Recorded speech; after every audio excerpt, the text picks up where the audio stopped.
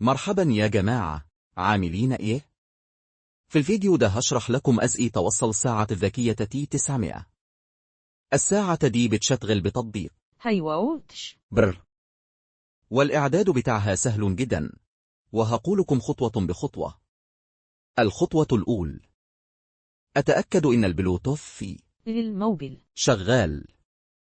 بعد كده دوس جامد على أيقونة التطبيق لحد ما يطلع لك منيو. اختار معلومات التطبيق، وبعدها اختار الأذونات. فعل إذا الموقع علشان التطبيق يقدر يلاقي الساعة.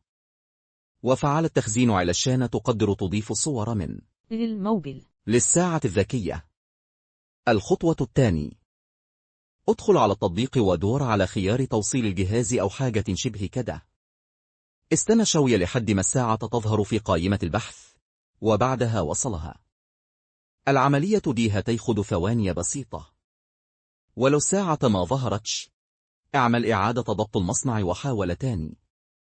الخطوة الثالثة، بعدما توصل الساعة، دون على خيار الرسائل أو الإشعارات، واختار التطبيقات اللي تحب توصل منها إشعارات على الساعة.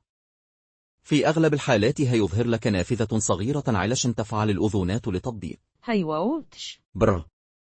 بعدما تفعلها، ارجع للتطبيق وفعل تاني التطبيقات اللي عايز توصل منها إشعارات للساعة الذكية. وبكده تكون وصلت الساعة الذكية T900 بتطبيق برو بنجاح. لو الفيديو ده عجبك، ما تنساش تعمل لايك وتشترك في القناة وتسيب تعليق.